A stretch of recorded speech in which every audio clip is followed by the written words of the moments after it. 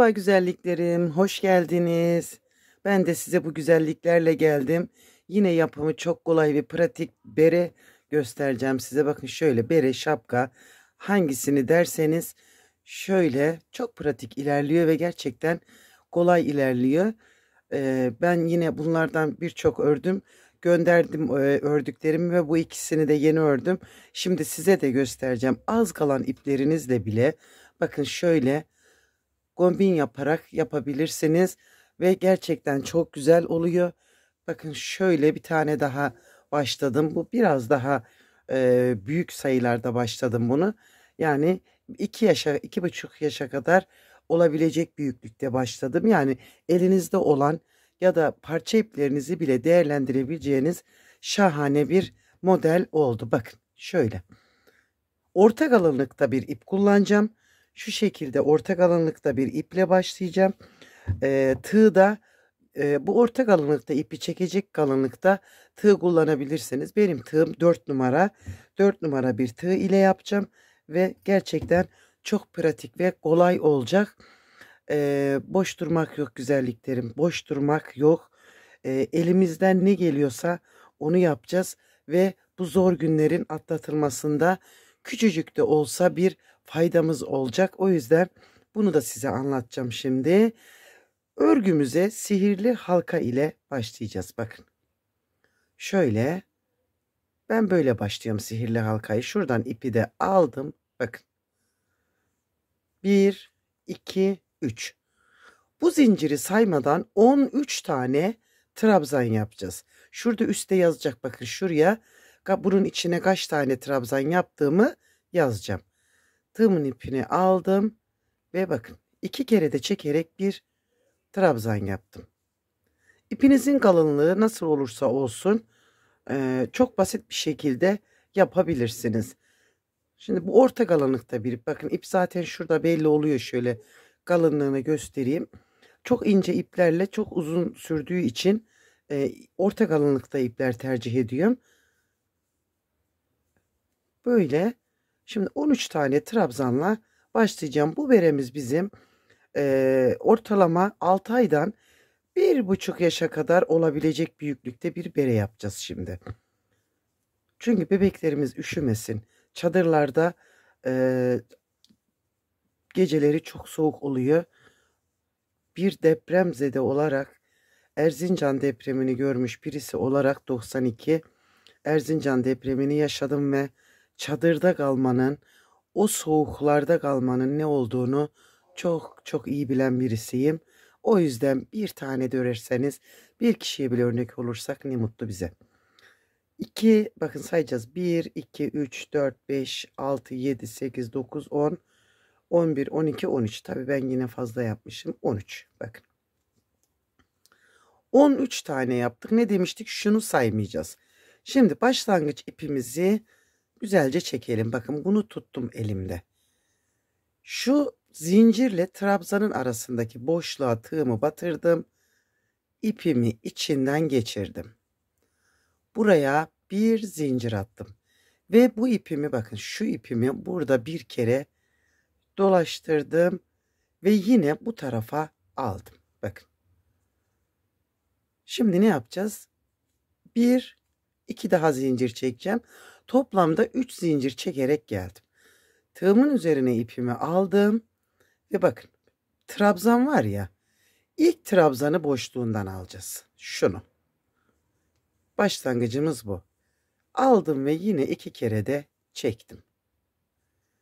İpimi aldım. Sıradaki trabzanı bakın sıradaki trabzanın önce tepesine bir trabzan yapacağız ve başlangıç ipimizi de içinde götüreceğiz. Buraya bir trabzan yaptım. Şimdi bu trabzanı yine kullanacağız.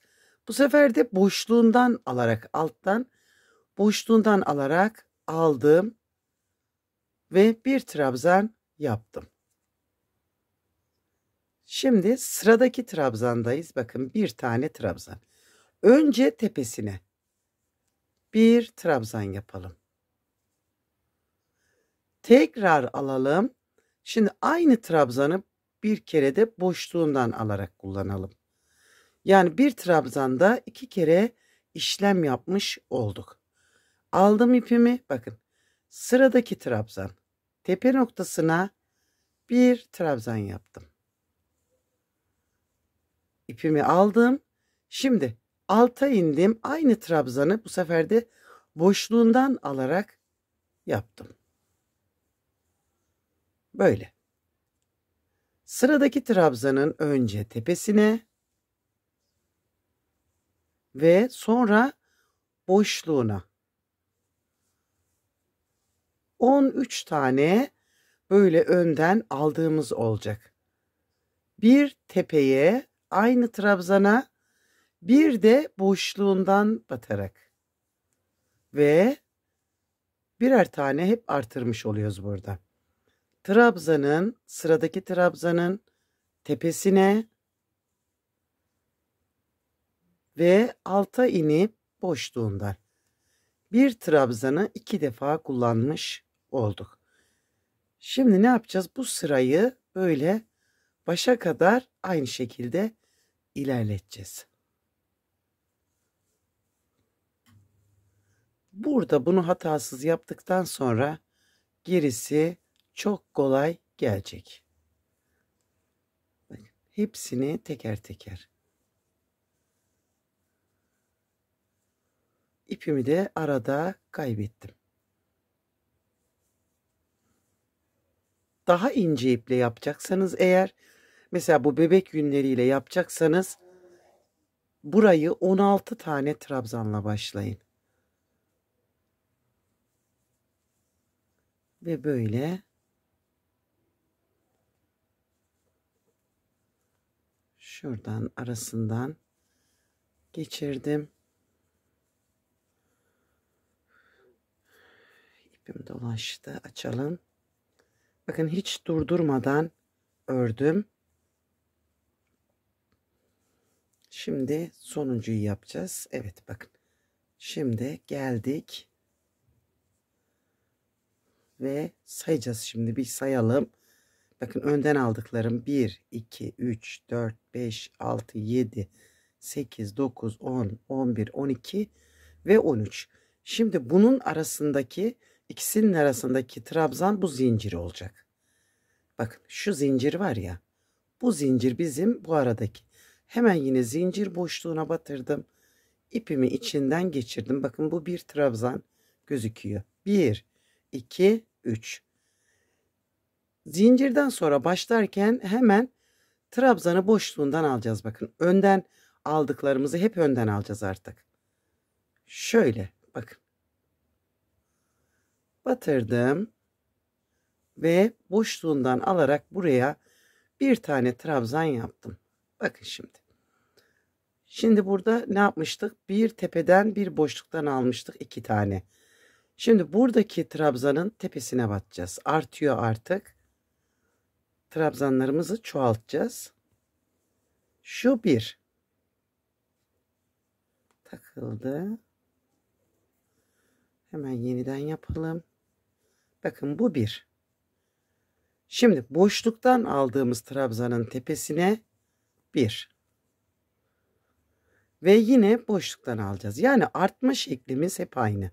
Bakın boşluğundan aldım ve trabzanımı yaptım.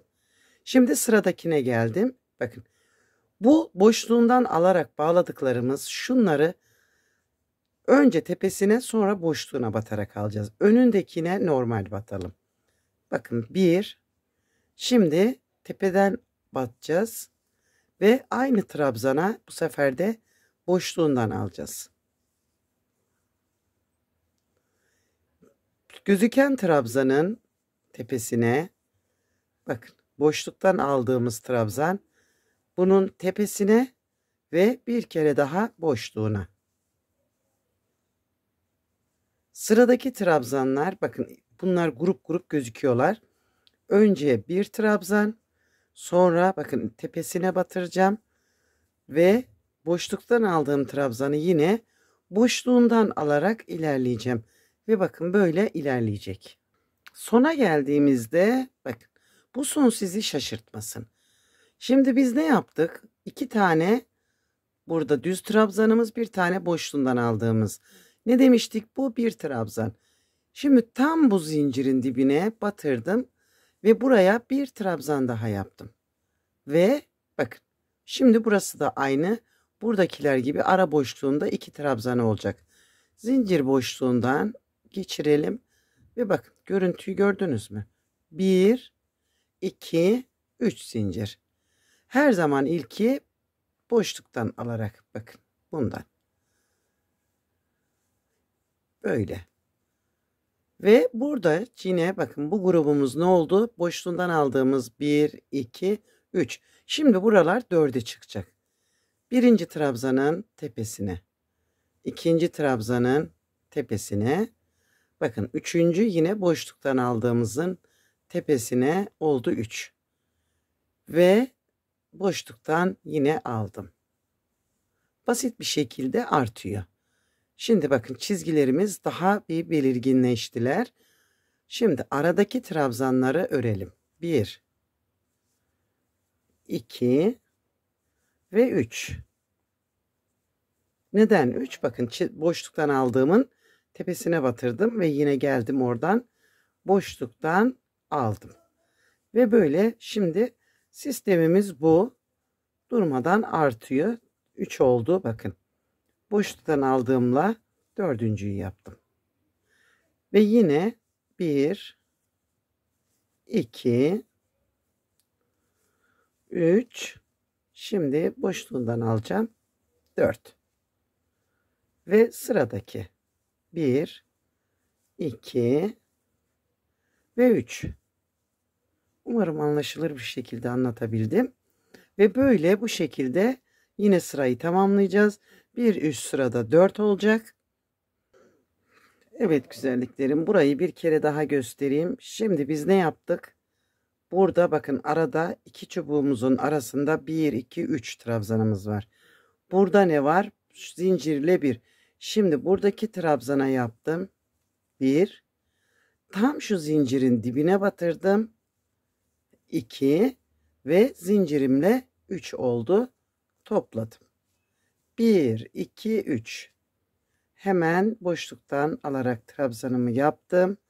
Ve şimdi bakın, 1, 2, 3, 4 olacak. 4 tane trabzan yapacağız. 1, 2, 3, 4. Ve yine boşluktan alacağız.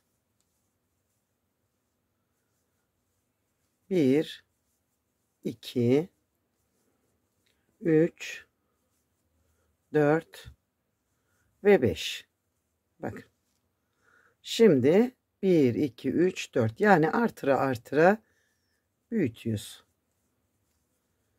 En son arada 5 tane olana kadar böyle artıracağız. Şimdi 4 oldu aradakiler. Bir üst sırada 5 olacak. Evet güzelliklerim, bakın aralarda çubuklarımızın arasında 5'er tane trabzanımız oldu. Bu ölçü çok güzel bir baş çevresi ölçüsü oldu. Yani 6 aydan 1,5 yaşa kadar bu şekilde devam edebilirsiniz. Bakın, ipim orta kalınlıkta demiştim. Bundan bir tık ince bir iple yapıyorsanız bir sıra daha artırma yapın. Yani araları 6 tane olarak yapın. Burada şimdi artırmayı bırakacağız. Hemen yine ilki boşluktan aldım. Ve aralarda 5'er tane yapacağız. 1, 2, 3, 4 ve 5. Bakın. 5 taneyi yaptık. Artırırken ne yapmıştık? Bu trabzanın tepesine yapmıştık. Bu çubuk gözükenin. Şimdi bunun tepesine batmayacağız artık. Sadece boşluğundan alarak bunu sabit götüreceğiz. Şöyle. Tepe noktasına batmadığımız için artmadı. Yine aradaki 5 trabzanı 1, 2, 3, 4 ve 5. Bakın 5 tane. Tepe noktaya batmadığım için artmayacak. Boşluğundan alıp sadece bu trabzanımı götüreceğim. Böyle.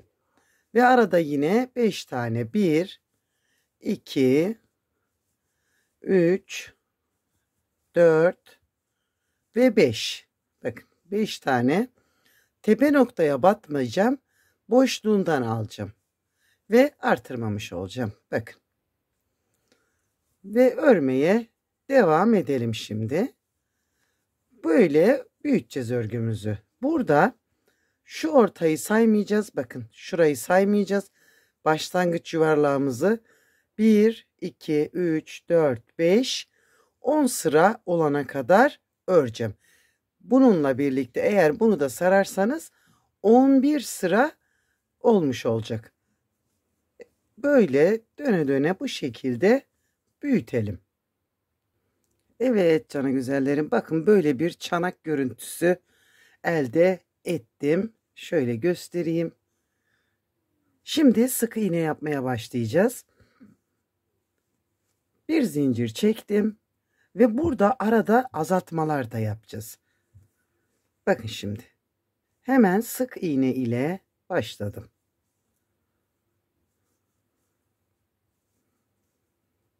Bu çubuklarımızın birinin olduğu yerde azaltma yapacağım. Bakın. Birinci telini aldım. İkinci telini de aldım sıradakinin.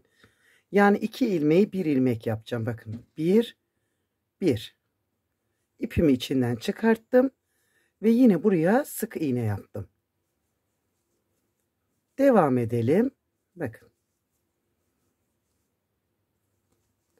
Şimdi 1, 2 çubuklarımızın yanında. 1 ilmek yaptım.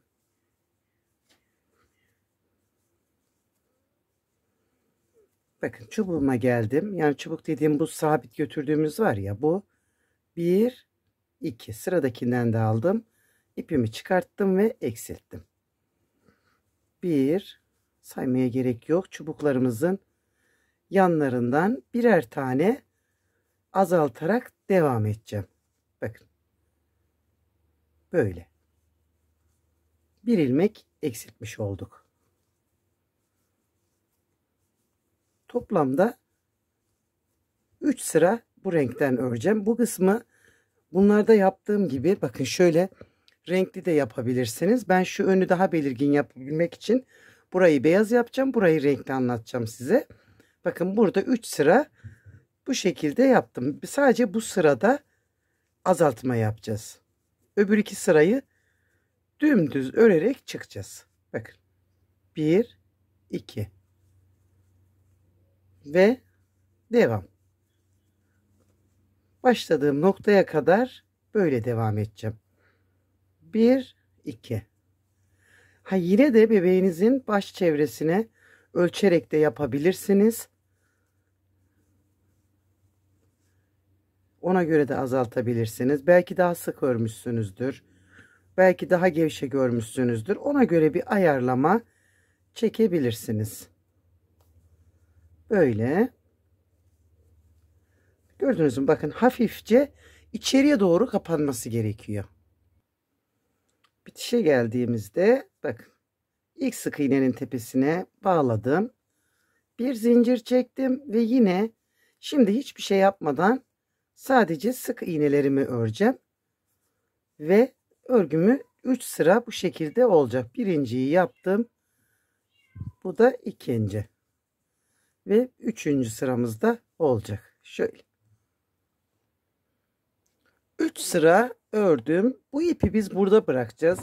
Yalnız bırakmadan önce şöyle içinden geçirdim. Sökülmemesini sağlayacağım. Şöyle bakın. Sökülmemesini sağlayacağız. Bu tam arkada ortaya gelecek. Şöyle katladığımızda ortaya getireceğiz. Ve şimdi bakın şu ön şeyini yapacağız. Burayı eşit bir şekilde şöyle katlayacağız. Bakın çok basit bir ölçü vereceğim size. 2'ye katladım. Bakın 2'ye katladıktan sonra şöyle baş parmağımı buraya tuttum.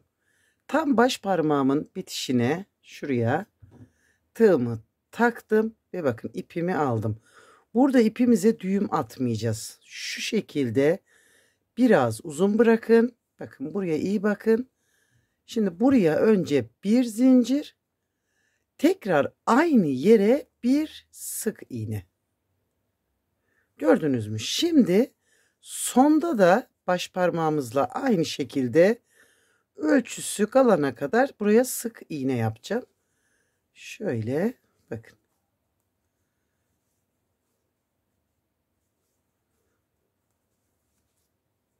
Ve ipimi de içeride görünmeyecek şekilde götürdüm.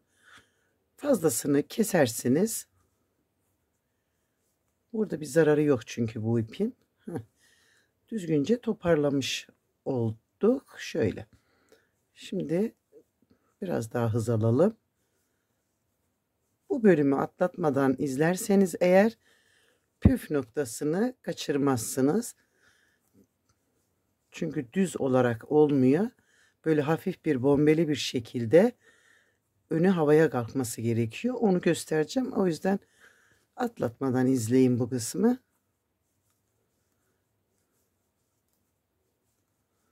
Şimdi bakalım bir şöyle. Ne yapmıştık şimdi burada? Baş parmağımızın bitişini tutmuştuk. Düzelttim. Şurada bakın bir tane daha yaparsam yetiyor.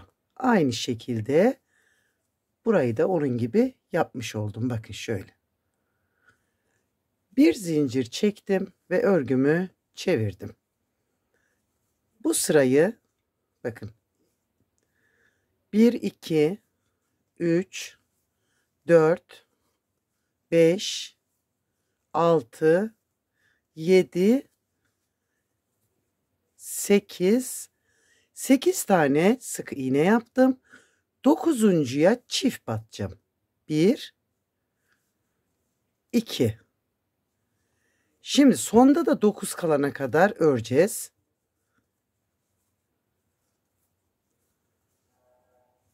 Arada burada yok. Şurada sondan 9'u sayacağız. Şöyle biraz daha var. Bakın 1 2 3 4 5 6 7 8 9. 2 tane daha. Ve böyle. Bakın bu 9'uncu. Buradan 9'uncu. Buraya da 2 tane. 1 2. Ve sıramın sonuna gideceğim. Hepsine teker teker batırdım. Ve geldim. Bakın. Bir zincir çektim. Örgümü çevirdim. Burada bir atlayıp ikinciye batarak, bakın birinciye değil, ikinciye batarak sona kadar yine hiçbir şey yapmadan sık iğne yapacağım. Böyle. Hiçbir şey yapmadan sona gidelim. Sona kadar geldim. Bir zincir çektim ve çevirdim. Yine bakın birinciye batmayacağız. İkinciye batarak 9 sayacağız burada. Birinciyi bıraktım. İkinciden 1, 2, 3, 4, 5, 6, 7, 8 ve 9. Bakın 9'uncuya çift batacağız. Birini batırdım. Bu da ikincisi. 9'uncuya çift. Şimdi sonda 9 tane kalana kadar yine bu arayı örelim.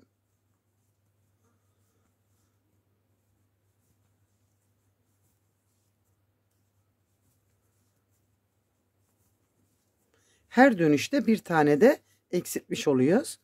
Şimdi bakın şunu saymayacağız. 1, 2, 3, 4, 5, 6, 7, 8, 9'uncu bu. Şimdi bu 9'uncuya çift.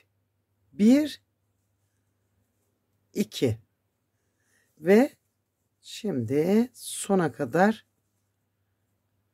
gidelim.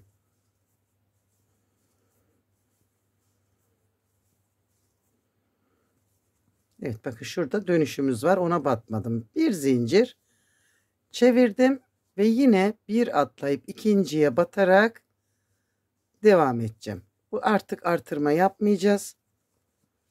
Bundan sonra 2 sıramız daha var. Bunu yaptıktan sonra şimdi sona gidelim yine. Sona geldiğimizde Bakın şurada bir zincirle döndüğümüzde batmıyoruz. Bakın şöyle. Bir zincir çektim, çevirdim. Birini bıraktım. İkinciyle yine devam ettim. Son ikinci sıram bu. Tekrar bir sıra daha ördükten sonra kenar çerçevesini yaparak ilerleyeceğiz. Şimdi bakın. Sırayı tamamlayalım ve dönüp bir sıra daha örelim. Evet, bakın. Ön yüzden baktığımızda şöyle 3 kalıp gözükecek. Bakın burada 3 kalıp gözüküyor ve buradayım. Şimdi buradan ilmekler çıkararak burayı düzleyeceğiz. Bakın buraya geldim. Şimdi buradan kenardan ilmek çıkararak aşağıya doğru gideceğiz. Bakın. Germeyeceğiz de bollaştırmayacağız da. Her sıraya bir batıyor gibi. Şöyle. Bu da buraya.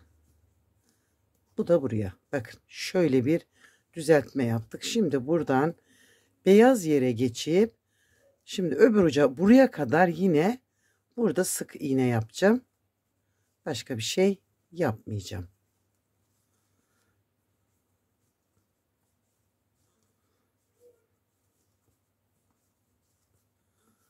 Gidelim oraya kadar.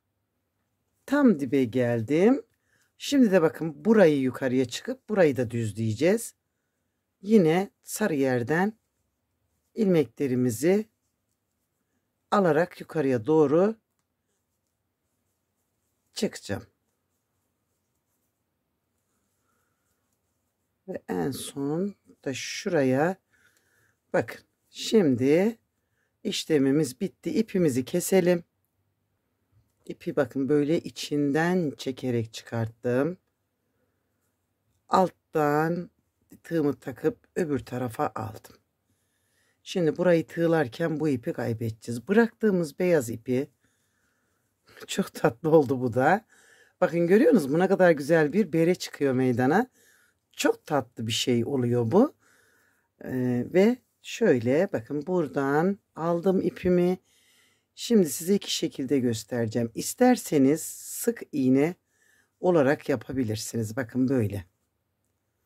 Hepsini. Ya da ben sık iğne değil şöyle de yapabilirim derseniz sadece sık iğne olarak değil bakın. Tığımı içine batırdım, aldım, içinden geçirdim. Batırdım, içinden geçirdim.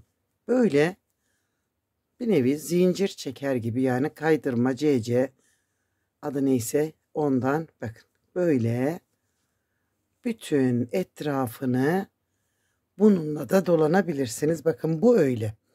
Şunun kenarı o şekilde. Buna bakayım bunda ne yapmışım? Evet bunda da aynısını yapmışım. Bakın böyle yapabilirsiniz. Güzel duruyor. İyi duruyor. O yüzden yapmışım.